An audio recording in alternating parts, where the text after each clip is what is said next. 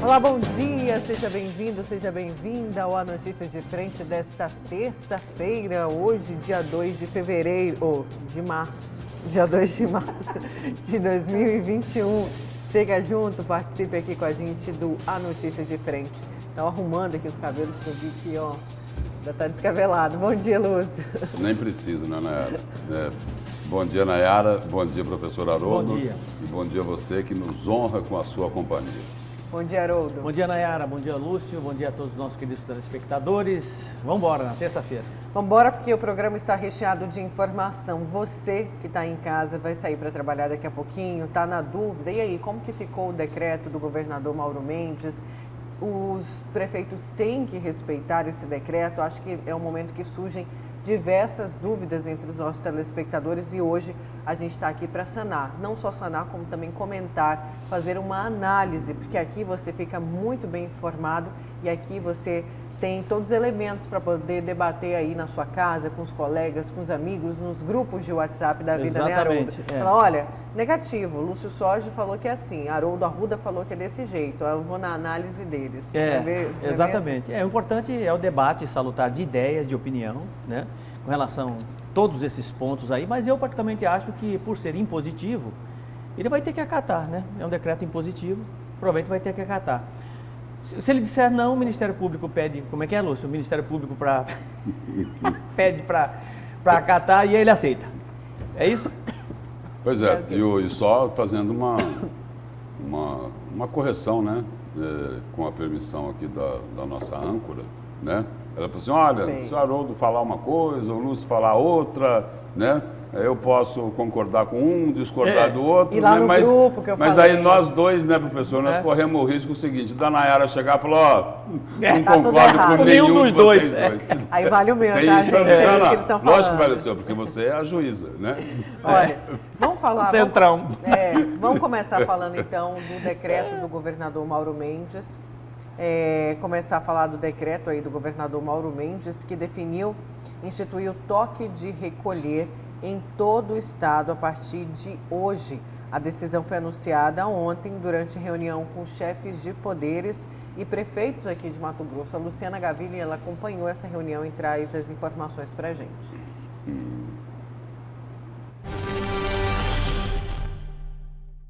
As medidas restritivas e impositivas para Mato Grosso foram decisões do governador Mauro Mendes após uma maratona de conferências e reuniões entre os prefeitos dos 141 municípios do estado e também representantes dos poderes executivo e também legislativo e o Poder Judiciário. Até mesmo o Ministério Público e a Defensoria participaram das deliberações.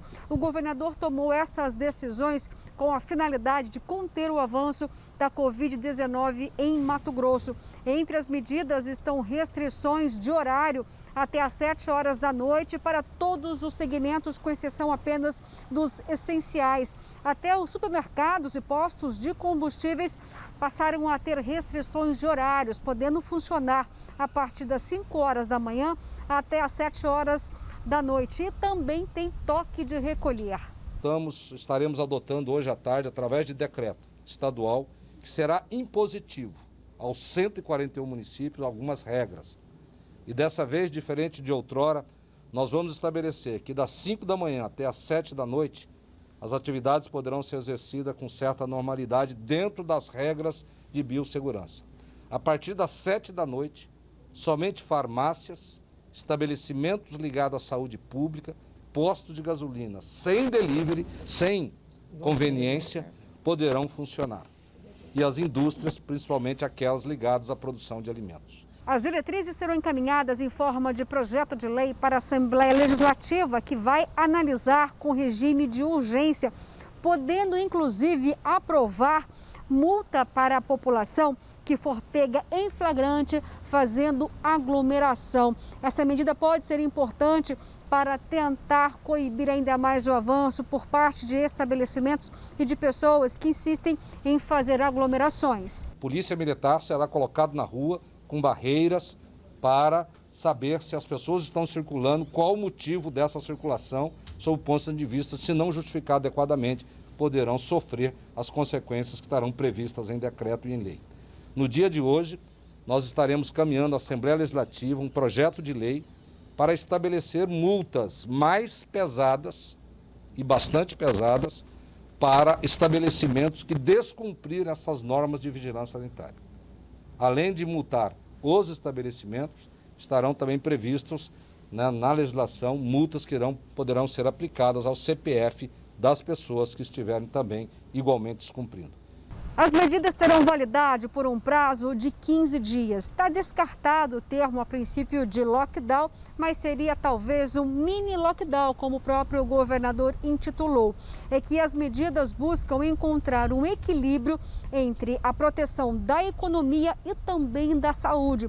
Ou seja, fechar tudo, uma restrição muito maior, poderia trazer prejuízos aos pequenos e médios empresários, principalmente, que já sofreram impactos assim que a pandemia começou e a restrição econômica ficou muito mais severa. Portanto, são medidas para que seja possível combater a doença e também permitir que as pessoas continuem trabalhando.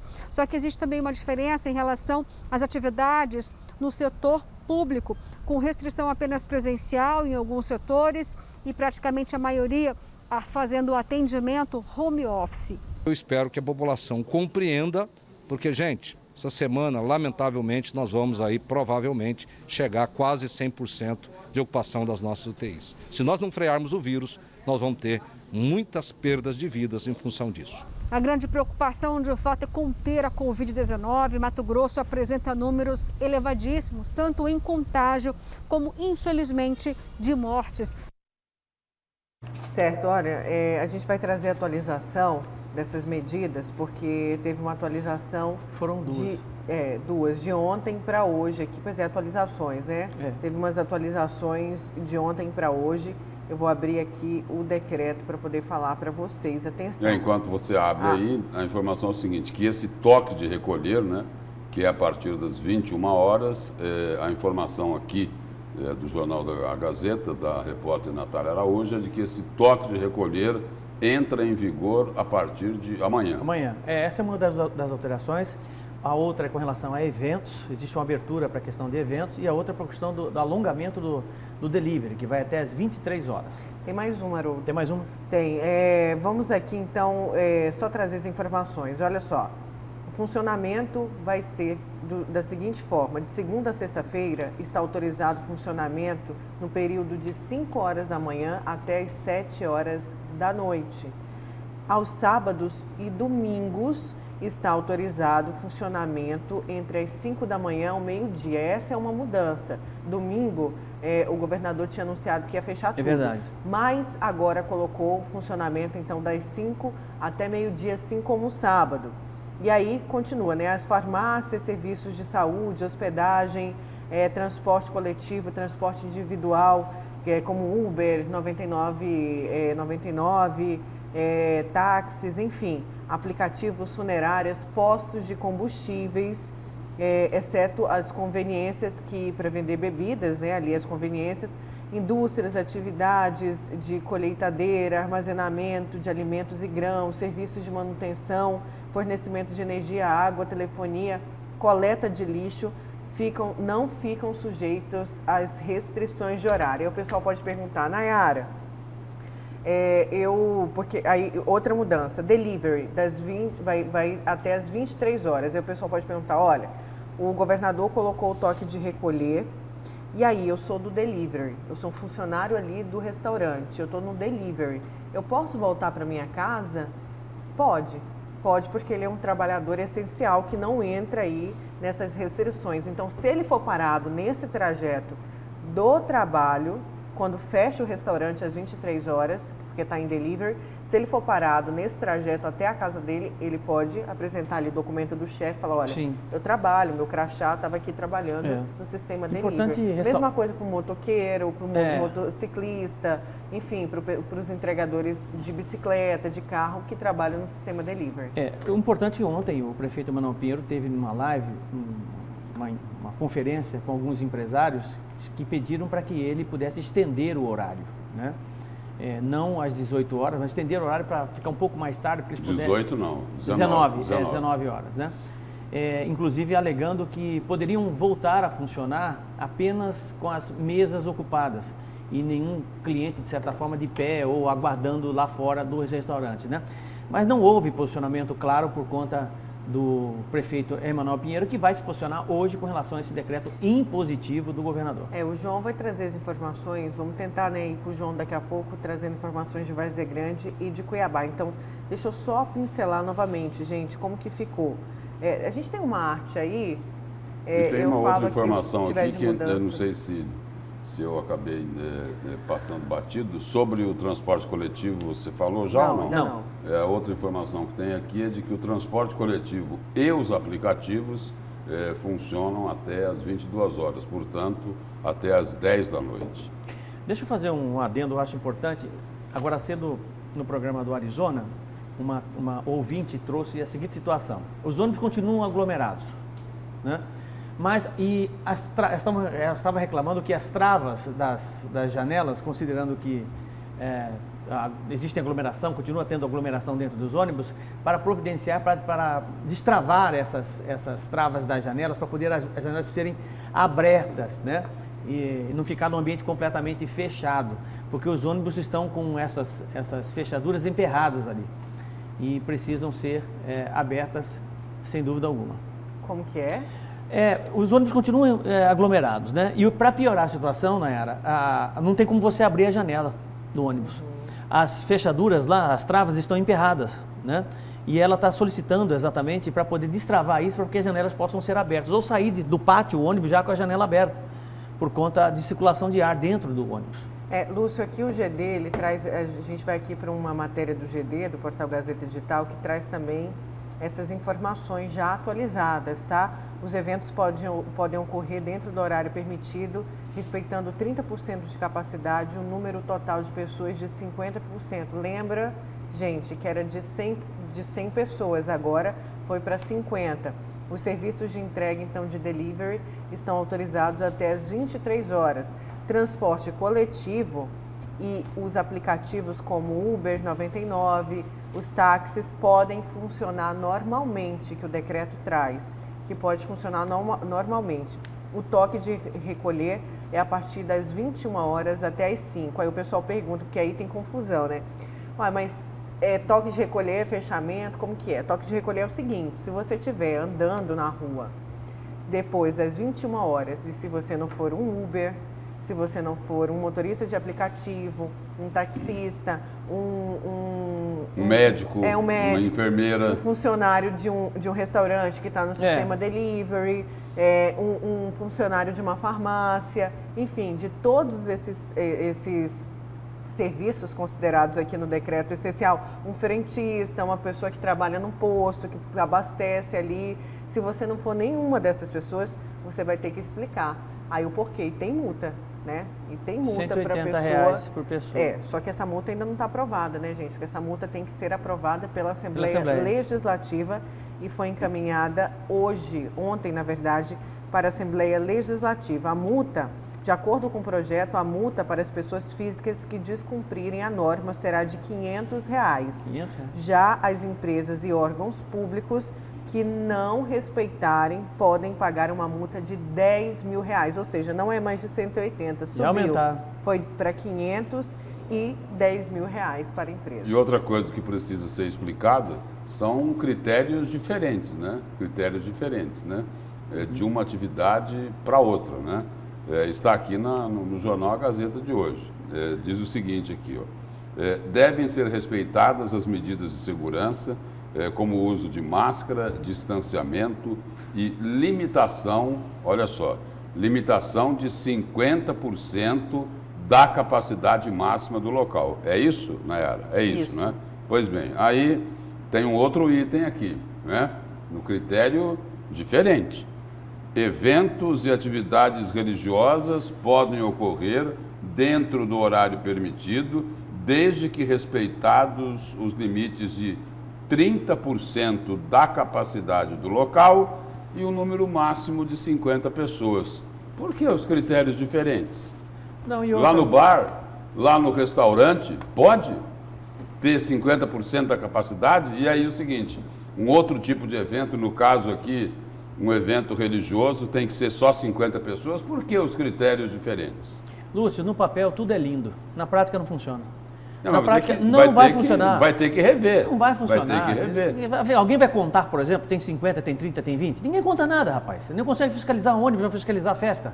E outra, essa história, porque não 100, agora só não pode 100, pode 50, como se o vírus estivesse fazendo contagem de quantas pessoas estão preocupadas com isso ou não. Se tiver aglomeração, se tiver aglomeração, você pode ter 4 pessoas, 2 pessoas que vai ter gente contaminada.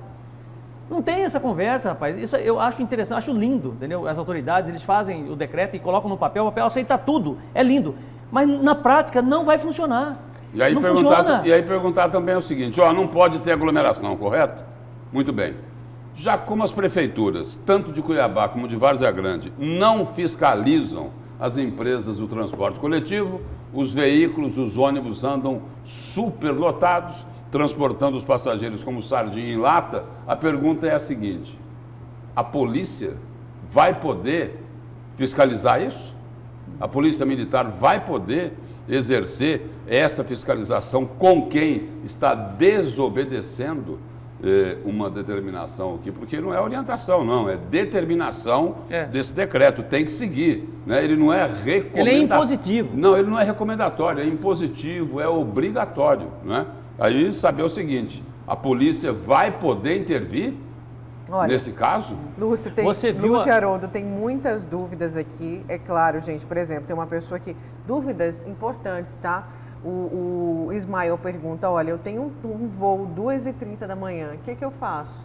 Né? Ismael, se for parado, você vai apresentar ali vai ter que pegar o Uber. Não, ele vai pegar um aplicativo ou um táxi e vai falar, olha, foi parado. Eu tenho um voo, já estava marcado, está aqui meu voo, é só apresentar. Aí tem gente perguntando, se eu tenho que buscar minha esposa no serviço, ela é enfermeira, médica, também apresenta.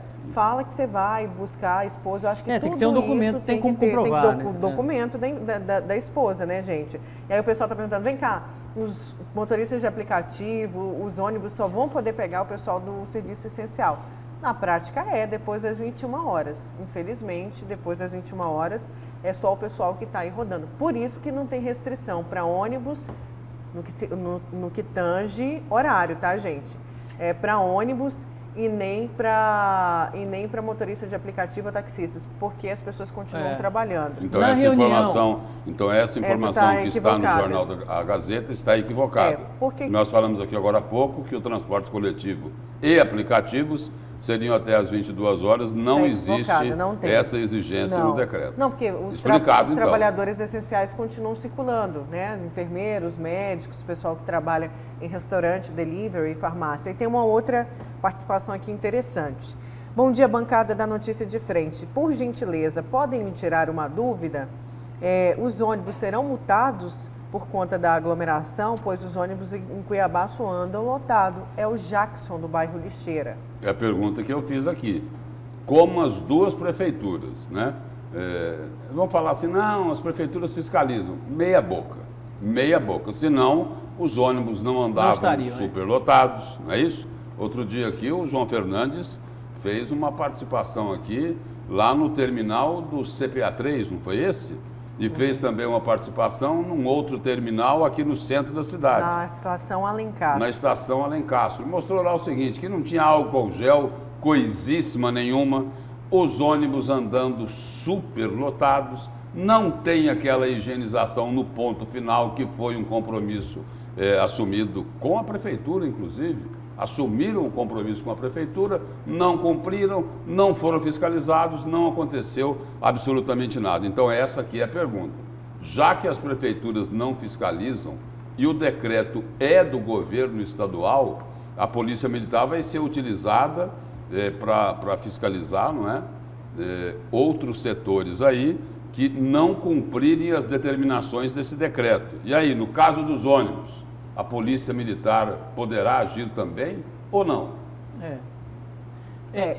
Nessa altura do campeonato... São muitas perguntas, desculpa, Haroldo. O pessoal aqui pergunta, Nayara, e aí eu sou segurança, eu vou atender uma casa que disparou o alarme. Gente, Claro, serviço essencial, você tem que atender, você vai levar ou o seu crachá, ou vai levar ali um comprovante do chefe de que você trabalha com isso. Tem que começar a pedir agora, né, Lúcio? Tem que começar a pedir. Nessa altura do campeonato, depois de tanta insistência, né, por parte da imprensa, por parte da população, estamos com o sistema de saúde completamente colapsado, eu acho que os proprietários de ônibus, né, os donos de ônibus desta cidade, deveriam mostrar a cara e deveriam contribuir, ter o bom senso e contribuir com a Prefeitura de Cuiabá. Porque se nós levarmos em consideração a falta de coragem do prefeito Emanuel Pinheiro e de Calil Baracate lá em Várzea Grande para fazer esse enfrentamento, nós não vamos ter resultado nunca. Então eu acho que é hora de Botelho, que é proprietário de uma das empresas de ônibus de transporte coletivo em Cuiabá, pronunciar, Jaime Campos, que é proprietário também dos ônibus em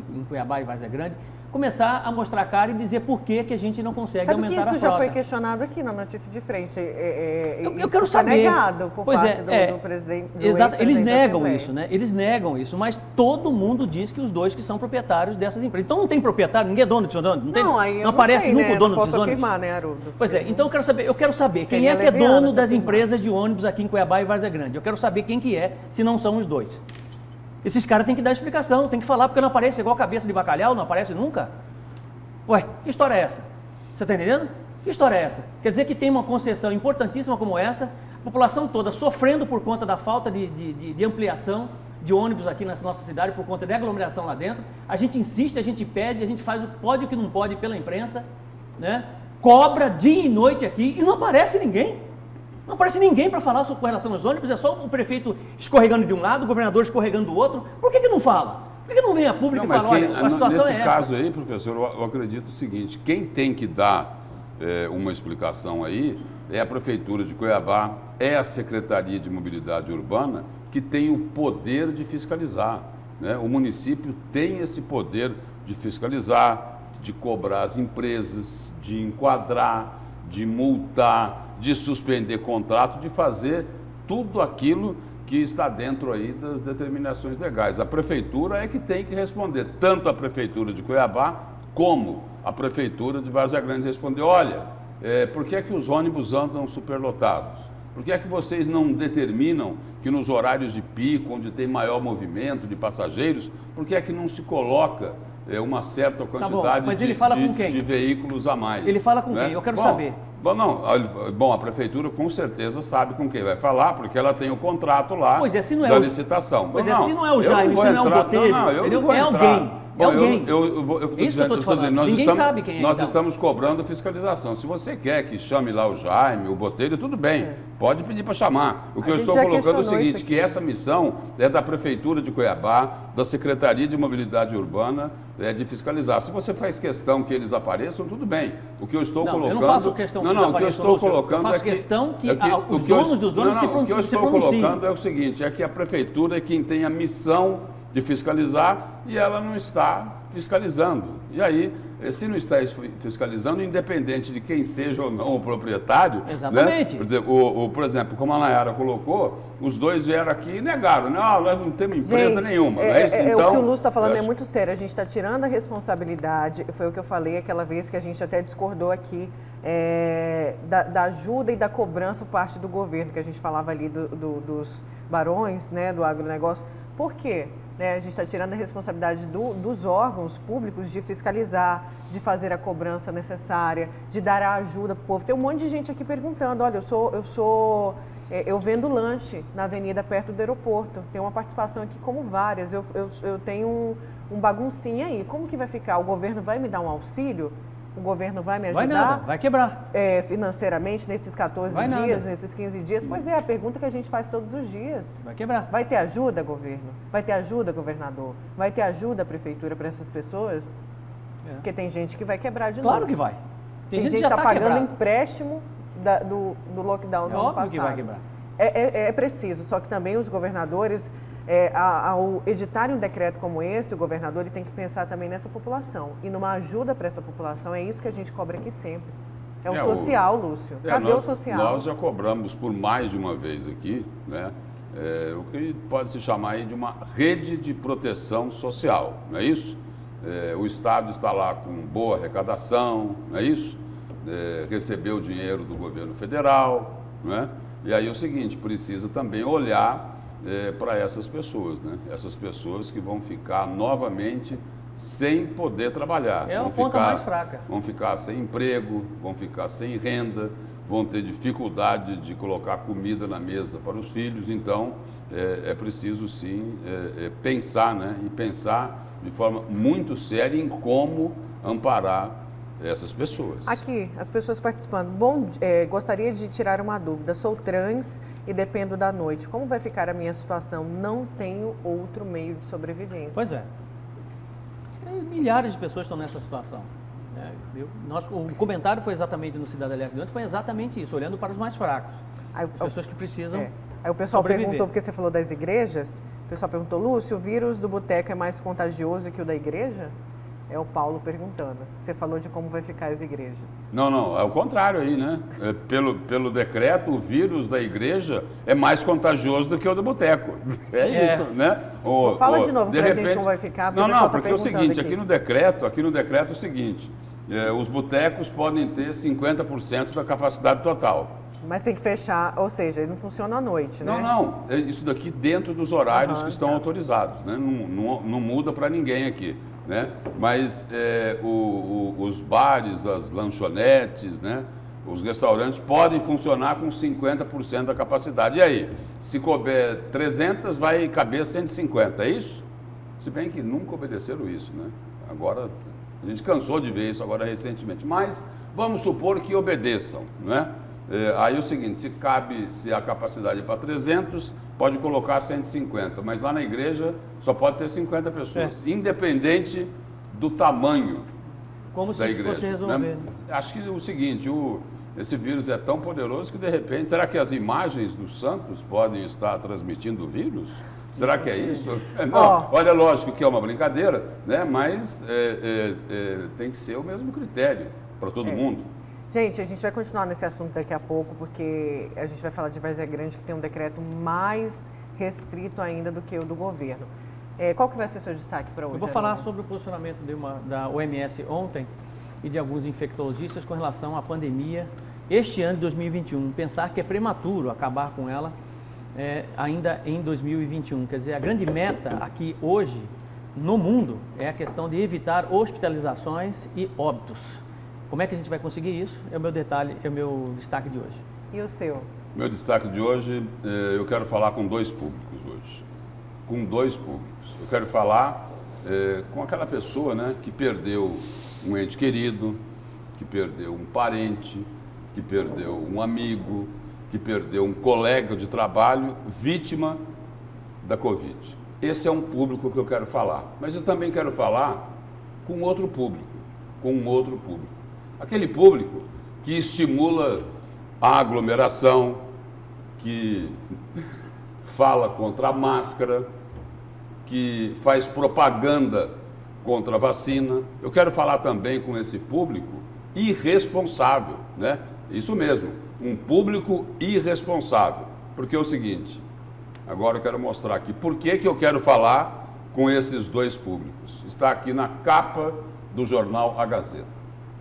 UTIs entram em colapso na rede do Sistema Único de Saúde e também nos hospitais particulares. As taxas de ocupação dos leitos de unidades de terapia intensiva chegam ao colapso.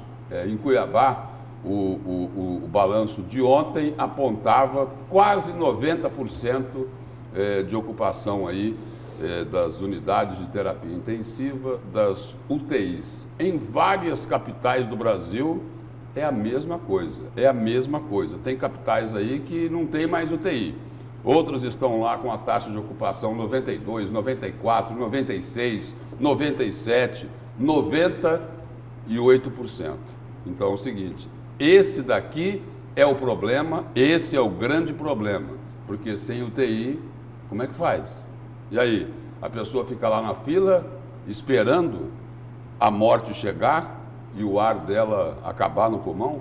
É isso? Né? Então, é importante falar com esses dois públicos. Quem foi atingido, né, pela morte, né, de um familiar, de um amigo, de um conhecido, de um colega de trabalho. e também falar com esse público irresponsável que vai lá para as redes sociais estimular a aglomeração, falar contra as máscaras e fazer propaganda contra a vacina. Certo, deixa eu antes do intervalo ir aqui para o GD, para o portal Gazeta Digital, nossos telespectadores estão mandando essa matéria aqui para a gente, vamos repercutir. Delegado Stringheta é afastado do cargo após criticar o Ministério Público. Consequências? Seria punição ou censura? O jornal A Gazeta traz. O delegado Flávio Stringheta, da Gerência de Combate ao Crime Organizado, foi afastado do cargo nesta segunda-feira, ontem, pelo diretor-geral da Polícia Judiciária Civil. O que tudo indica após criticar o Ministério Público num artigo de opinião publicado esta semana que a gente trouxe aqui ontem. O artigo repercutiu não só no meio jurídico, como também entre os formadores de opinião. Apesar do conteúdo do texto ser de cunho pessoal, ele teria sido questionado perante o argumento de que a ação seria para manter um bom relacionamento com o MPE e, por isso, a melhor opção seria afastá-lo de suas funções. A decisão surpreendeu também alguns delegados. De acordo com seus colegas de profissão, mesmo que Flávio tenha exagerado em expor suas ideias, não é necessário tomar tal atitude. A reportagem do GD apurou que o delegado-geral da Polícia Civil, Mário Menderval, para conversar sobre o assunto, porém ele afirmou que não há nada oficial e que a decisão de afastamento é feita por uma cúpula da Polícia Judiciária Civil, que no caso é o Conselho Superior da Polícia e não apenas uma pessoa, ou seja, ele. E aí o artigo, a gente leu ontem um pouquinho do artigo e logo em seguida a polícia também dizendo que não compactuava, né, com as ideias do delegado Stringheta. Então aí, Lúcio, censura, punição, o que seria? Ditadura, né? A ditadura funciona exatamente dessa forma, eles não querem ser investigados. Não querem ser investigados, né? E não deveria ser assim. Imagine você expor a sua ideia, né, o que você pensa, de certa forma, sobre determinada instituição e ser tolhido desta forma. Pelo contrário, deveriam averiguar, tentar entender qual é a acusação e a denúncia que ele está apontando, né? Apoiar, no caso, o Flávio Stringheta com relação ao artigo que ele escreveu e não rechaçar dessa forma. É simplesmente lamentável. Mas agora não se pode debitar o afastamento aí do delegado Stringheta, né, ao Ministério Público, né? Porque esse cargo lá que ele ocupa, né, o que ele ocupava, ele era da gerência lá do GCCO, né, de combate ao crime organizado, não é isso? Esse cargo que ele ocupava, ou ainda ocupa, porque o diretor-geral da Polícia Civil não respondeu aí de forma objetiva o questionamento da reportagem. Esse cargo aí é indicado, não é? É uma indicação para ele assumir essa gerência. É um cargo de confiança dentro da Secretaria de Segurança Pública, dentro da Polícia Civil, né? Então é o seguinte, não se pode acreditar de forma direta, né, esse afastamento ao Ministério Público, né? De forma indireta, tudo bem, pode até ser, né? Mas agora de forma direta, não, né? De forma direta é o Poder Executivo que define sobre isso, né? A Diretoria-Geral da Polícia Civil, é a Secretaria de Segurança Pública, é o governo do Estado. Agora é o seguinte, a confusão é grande, hein? A confusão tem sido muito grande entre a Polícia Civil, o Ministério Público e pegando um pedacinho lá do Poder Judiciário, do Tribunal de Justiça, porque tem uma outra informação aqui, Nayara, na capa do jornal A Gazeta de hoje, que é a sequência dessa questão lá das cartas de crédito, né? E a informação aqui é a seguinte: Tribunal de Justiça vê chance da polícia investigar o rombo, né? E aí o seguinte, a matéria aqui diz o seguinte: as irregularidades apontadas na emissão de cartas de crédito para membros do Ministério Público de Mato Grosso poderão ser investigadas pela Delegacia Fazendária de Mato Grosso. A informação foi revelada por um promotor de justiça que conversou com a reportagem com a condição de não se identificar. Ele criticou a possibilidade apresentada no voto do relator do caso do órgão especial do Tribunal de Justiça de Mato Grosso, desembargador Rondon Bacil. E aí é preciso a gente lembrar que na investigação da Grampolândia Pantaneira, o desembargador Orlando Perry praticamente afastou o Ministério Público das investigações e deixou tudo, né, na responsabilidade da Polícia Civil. E estava lá quem? O delegado Stringheta. Estava lá o delegado, Flávio, não é? Flávio Stringheta. Né?